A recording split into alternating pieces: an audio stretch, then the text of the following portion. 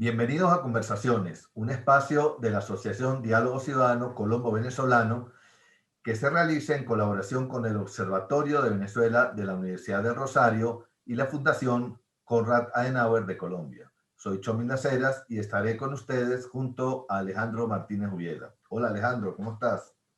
Hola Chomín, ¿todo bien por acá? Teniendo hoy como invitado en nuestro programa a Gabriel Pastor, periodista uruguayo, corresponsal del diario El Observador en ese país, de ese país y en Washington, y quien hasta hace poco fuera corresponsal también en Bogotá. Sí, Alejandro, y con Gabriel Pastor, quien acaba de presentar una tesis de grado para optar al máster en Filosofía Contemporánea, con el título de La hospitalidad en Derrida, elementos para pensar el drama contemporáneo de los migrantes. Conversaremos precisamente sobre la migración, un fenómeno en plena eclosión en el mundo de hoy. Bienvenido, Gabriel.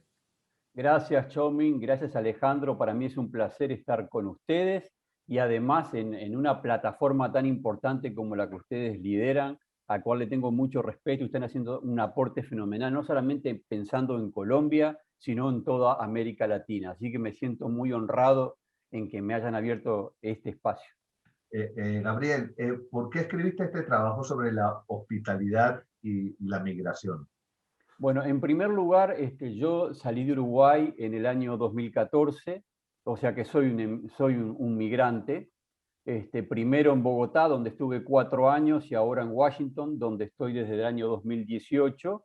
Y es un tema que me llamaba la atención cuando llegué a Bogotá y nunca había salido de Uruguay. Y lo otro que me ocurrió en el medio es que esto cambió de una manera abrupta, porque cuando empecé a pensar en el tema en el 2015, el asunto central era el problema de los migrantes en Europa, es decir, cómo de países pobres se iban a países ricos europeos y cómo las leyes para los migrantes en Europa se estaban convirtiendo en un problema. Pero en el interín ocurrió este fenómeno de Venezuela, que me terminó atrapando mucho más por varias consideraciones. Un fenómeno que arranca en el 2015, pero se empieza a ver mucho más en el 2018, quizás 2017, y que a mí me pareció interesante por varias razones. La primera era porque eran algún fenómeno de inmigrantes de países de renta media, ahora ya no, pero de Venezuela a otros países de América Latina, o sea, sur-sur en América Latina, que era algo inédito. Y por otra parte, este fenómeno de que Venezuela, que siempre fue un país receptor de migrantes, porque era un país rico en petróleo, por ejemplo, recibió a muchos uruguayos o de otras dictaduras del Cono Sur en la década de los 70 con una gran acogida.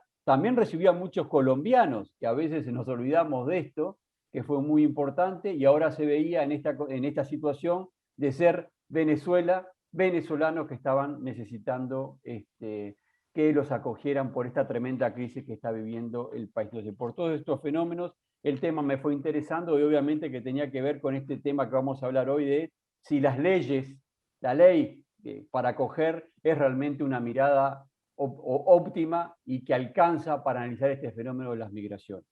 Ahora, Gabriel, cuando se toca el tema migratorio, lo más frecuente es verlo o es muy frecuente, verlo desde la dimensión normativa, jurídica, de las políticas públicas, pero tú has planteado en tu trabajo el tema de la migración vinculado al concepto de hospitalidad. ¿Puedes comentarnos esta escogencia que has hecho? Bueno, exactamente, es que justamente la filosofía, yo aprovechando mi formación como periodista, traté de agarrar un tema que pudiera aterrizarlo en la realidad. Esa era también otra vocación que yo tenía en hacer esta tesis. Y evidentemente que cuando vemos hasta hoy el análisis del problema de los migrantes, lo vemos por el lado de las categorías legales. Esto es apátridas, esto es migrantes, esto es refugiados, y siempre estamos atrás de este fenómeno de los papeles. Vemos el tema de los migrantes y el tema de la hospitalidad incluso desde los papeles, desde los documentos. Y lo que da luz Derrida para mí, que es un aporte interesante, aunque también tiene algunos problemas que supongo que van a surgir en esta entrevista, es que la condición de la hospitalidad viene de antes, Alejandro. Es una condición ética. Y es la ética la que tiene que darle orden al derecho. Y eso es lo que justamente nos está faltando. Y es esa ética que debería reflejarse en la sociedad, en la educación, por ejemplo, en la formación de la ciudadanía. ¿Qué es la hospitalidad? Bueno, la hospitalidad es aquella condición muy importante que tenemos que tener en las sociedades para la buena acogida y para el recibimiento a los extranjeros o visitantes. Aunque también hay un aspecto más moral, más profundo, que tiene que recibir cómo recibimos, cómo recogemos a los más desvalidos, digamos, de la sociedad, que en este momento está además coincidiendo con el tipo de migrantes vinculados, por ejemplo, a Venezuela, que están llegando a otros países de América Latina. Entonces, eso que estoy explicando, ¿se lo tenemos que dejar solo a la ley o tiene que ver algo previo? Desde mi humilde opinión, lo que está fallando es lo previo. ¿Y en qué lo vemos? Por ejemplo, para aterrizarlo en algo muy, muy real, y es que lo vemos en que a la misma vez que el gobierno de Iván Duque, por ejemplo, está llevando adelante una ley que es muy reconocida hoy en el mundo porque le estaría dando legalidad a millones de venezolanos que están llegando a Colombia. A la misma vez tenemos a la alcaldesa de Bogotá, Claudia López, del Partido Verde, diciendo que el problema de la delincuencia en Bogotá se vincula a los migrantes, a la misma vez que estamos viendo afiches colgados en calles de Bogotá hablando del problema de los migrantes venezolanos, y en un contexto en el que llegué a escuchar a Germán Vargalleras cuando hacía campaña electoral para ser candidato de Cambio Radical, entregando unas viviendas y diciéndole a la gente, cuidadito que esto no es para los venecos. Es decir, que a la misma vez que hay leyes que están dándole acogida, tenemos una sociedad y un sistema político que alimenta la xenofobia, que alimenta la separación del otro, y lo cual es muy importante. Entonces, a mí lo que me parece que es la ética la que le tiene que dar órdenes a la ley, que es el don que tiene que transferirse al contrato legal, y no al revés. Y no hay que dejarle esto solamente en manos de la política, no porque sea malo, sino porque una democracia es la sociedad la que le debe dar órdenes a la política y los valores que tenemos. Entonces ahí lo que importa es cómo nosotros alimentamos la identidad, por ejemplo. Cómo alimentamos lo que es un país, lo que es un territorio, lo que es la clase, lo que es la cultura.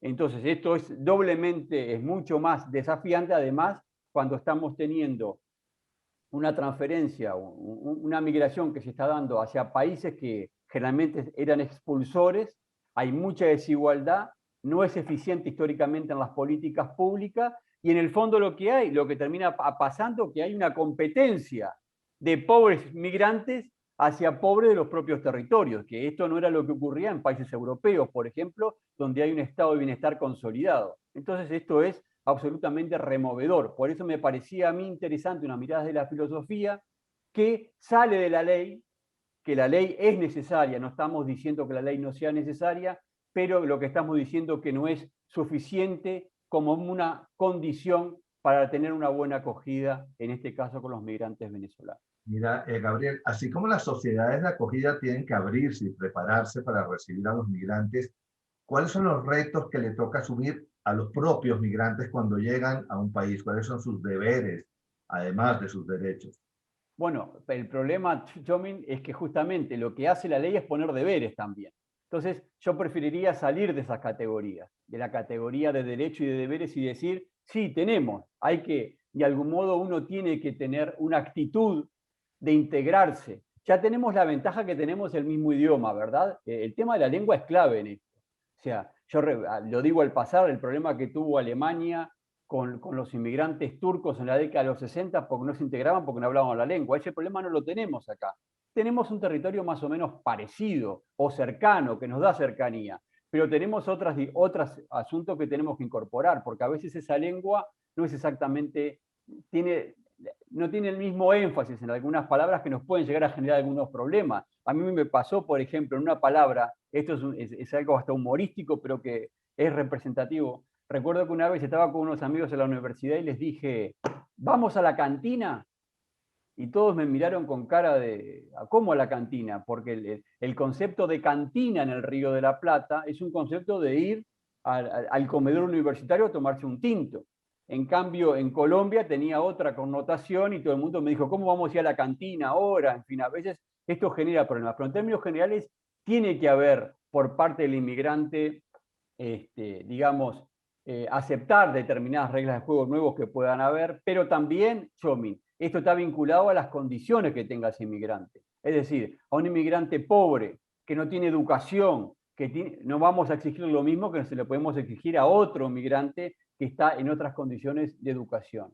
Entonces, y quería poner un ejemplo sobre este tema de la ley que me parece importante. Yo recuerdo que cuando estaba en Bogotá, uno de los reclamos que había a los migrantes venezolanos era que llegaran con el pasaporte al día.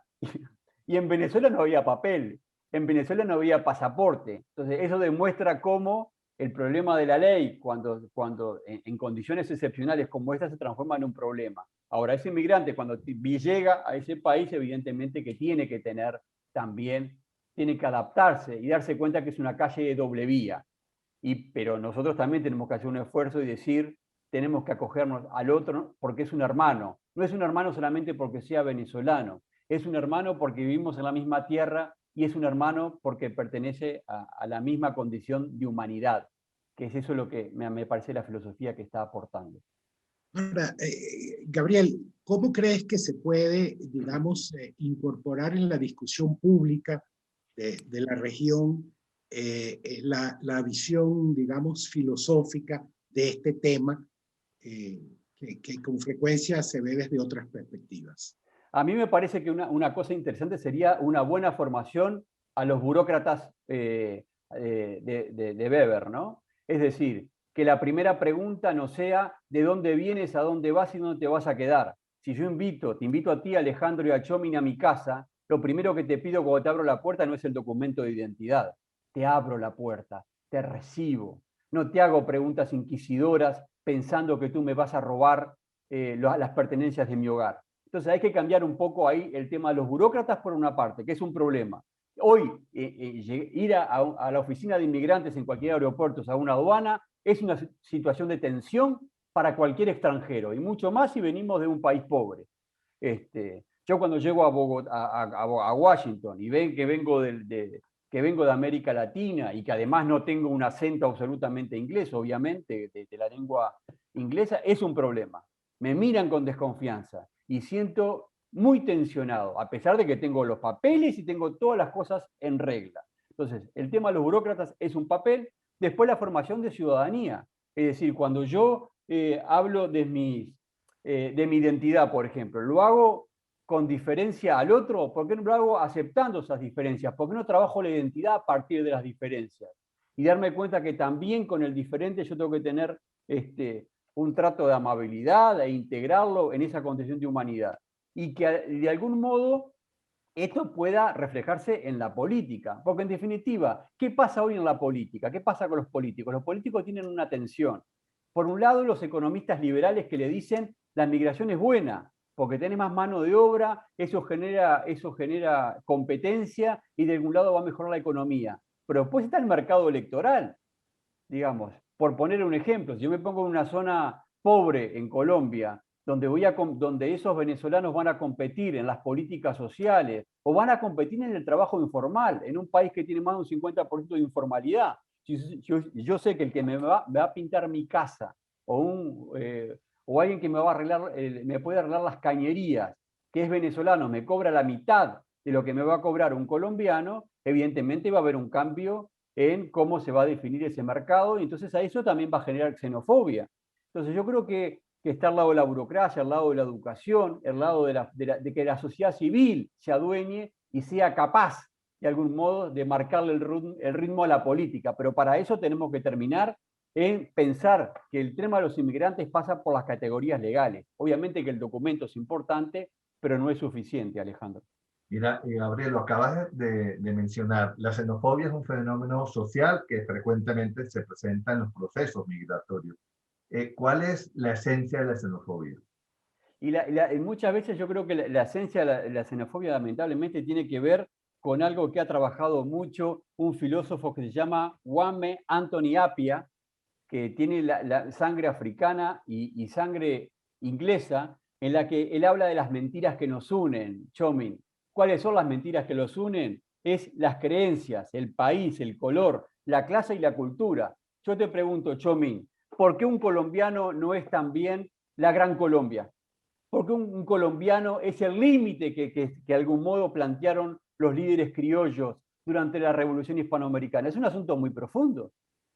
¿Por qué Venezuela no es lo mismo, digamos, cuando hablamos de la arepa, por hablar de una cultura gastronómica, venezolana, colombiana, ¿de dónde es? ¿No? O cuando hablamos del pisco, Perú, chileno, estas cosas tienen un fomento de identidad a partir de la diferencia y no a través, yo me hago fuerte a partir de que soy diferente a un venezolano, me hago fuerte a partir de que soy diferente de un argentino, y no a partir de integrar a esa diferencia. Entonces ahí lo que tenemos también, lo vemos en el fútbol, ¿no? El fútbol se ha convertido en un nuevo, para mí, que a mí me encanta el fútbol, pero lo miramos en términos de competencia, es un nuevo circo romano, donde el tema de la identidad es muy fuerte. A mí me pasó, les cuento una anécdota, porque yo tuve una actitud xenofóbica natural, emocional, con Chile, cuando jugamos partidos definitivos en el Mundial y en las eliminatorias, y hubo un comportamiento de jugadores chilenos que me molestaron con jugadores uruguayos. Tuve un comportamiento absolutamente xenófobo, natural. ¿Y de dónde saqué eso? Digamos, por un lado leía textos a favor de la hospitalidad y por otro lado tenía un comportamiento sanguíneo en contra de los chilenos. Y bueno, eso tiene que ver con la educación, tiene que ver por la forma como nos educan, no solamente en casa, sino también en las instituciones educativas. Ahí yo creo que hay mucho para hacer. Es qué somos nosotros, qué es un venezolano, qué es un colombiano, cuáles son las cosas que nos unen, cuáles son las cosas que los separan, y lo más importante ahí, qué es lo que nos tiene que unir. Bueno, muchas gracias, Gabriel Pastor, por acompañarnos en el día de hoy. Los esperamos la próxima semana en una nueva emisión de Conversaciones de la Asociación Diálogo Ciudadano Colombo-Venezolano. Pueden seguirnos también por nuestras redes, así como las del Observatorio de Venezuela, de la Universidad de Rosario y de la Fundación Konrad Adenauer de Colombia, así como en el portal talcualdigital.com de Caracas. Hasta luego.